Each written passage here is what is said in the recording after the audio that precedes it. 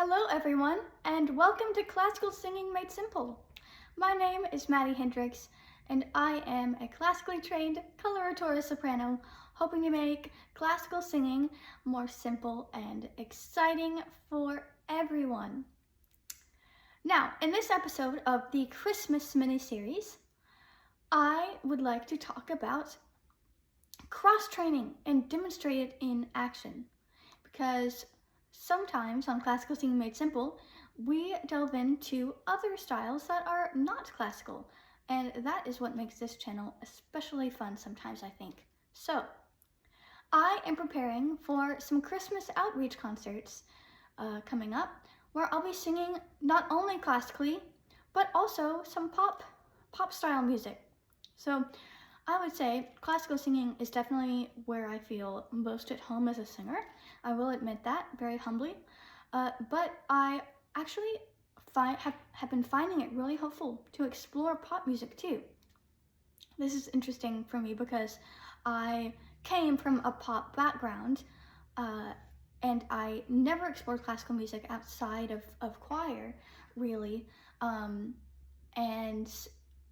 I was kind of under the impression that classical singing would not be appropriate for my voice as a commercial country music singer, and but I can't tell you how, for me at least, further that was from the truth. When I started becoming classically trained, it really helped my voice quite a bit, and now I can say, as an emerging professional who really does specialize in classical singing, that going back to pop singing, that speech-like quality really gives me the freedom that I need sometimes to sing the music, and belting actually genuinely does help me when I go back to classical singing, those stratospheric high notes. That I sing as a coloratura soprano, because I've strengthened that TA muscle, that thyroarytenoid muscle, which very technically is the body of the vocal fold. So, having said that, they are totally different styles and require totally different things to sing them. I can't sing them in the same way. I've got to say that first and foremost. So, I don't want something meant to sound pop to sound classical, and I don't want something classical, my classical singing, to sound pop either. So this is a big topic, guys, and probably best suited to a whole series of its own. But here's what I've been playing around with. Okay, so when I'm singing like something like Mary Did You Know or All Is Well, I'm really aiming for a very pop style. So what does this mean? So like very speech-like tones, so like I'm talking.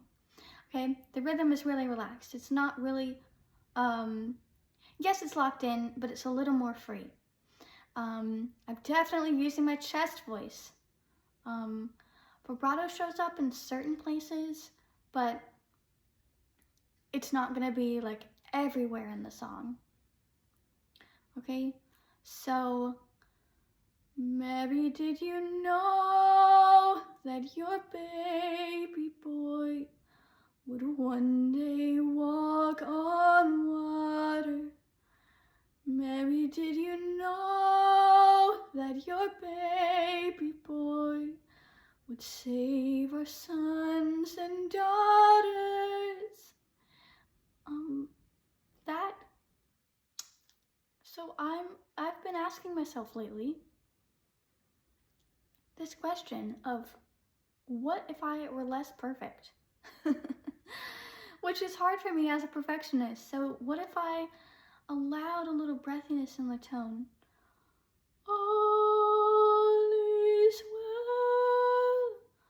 well, all is well, angels and men rejoice.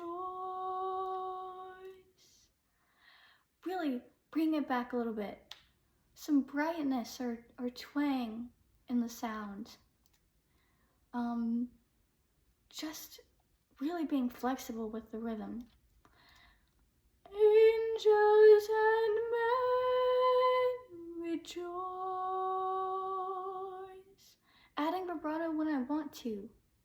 Just like not being exactly on the beat, not being so perfect, more conversational diction, just like I'm talking. Okay? And so that that freedom like actually really makes the style itself feel more honest, so that it can sound authentically pop. Now again, as I mentioned, this is not my wheelhouse, but I love exploring it because it makes me a better singer overall. Ave Maria is a totally different beast. Totally different. This is my wheelhouse, and this is where I feel, I sing best. But they're completely different styles, so I have to really adjust. So here I'm thinking about really open, consistent space within my mouth, kind of like I'm about to yawn, beginning of a yawn. Vibrato is going to be consistent, more consistent throughout, and really sustaining and consistent legato line.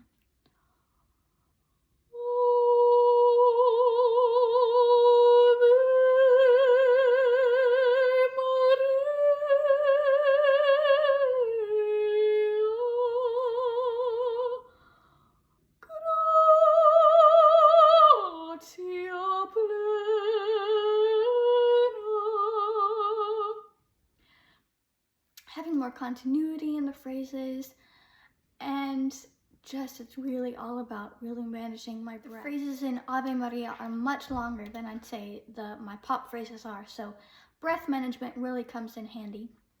So this is the most important thing I want to say, a couple of really important things actually. So cross training does not mean the techniques are the same. So right, like obviously we have to really adjust to sound authentically pop or authentically classical, but it means awareness transfers between the styles, and having choices I think is really, really crucial. I want stylistic choices, not habits. So if anything becomes a habit, if I choose to sing breathy or bright or straight toned or with vibrato, that's a choice that I have. But if these things start happening like automatically and I can't turn them off, that's kind of a red flag. That's how I know that I'm not singing authentically, and that's what I feel like people hear sometimes, say in a classically trained singer who goes to sing a pop song and it sounds like, Mary, did you know that your baby boy, right? They can't turn it off because it's so ingrained in them that they use that vibrato and that technique and that sound that they have for their classical. They need to turn it off for the pop style, and so that it can sound like pop. So healthy cross training, I think it gives you options, and options are what it's all about in singing. And I think, I don't want limitations as a singer. So at the end of the day, I really think a balanced singer is a healthy singer. I think exploring different styles, even like completely different styles, and being curious about different styles is really, really important. And learning to sing different styles authentically is really, really, really important, and can make you an even more versatile, more expressive, and more resilient singer. So like the goal isn't really to blend these things together and say that they all sound the same, because they obviously don't. But it's to sing well enough to move between them freely. So let me know your thoughts on this. I know this is kind of a controversial topic, but I am excited to keep exploring this more, and I am excited to share the joy this Christmas as I continue to explore all of my voice in all of the ways that it can sing. So thanks for joining me on Classical Singing Made Simple today, and see you in the next video.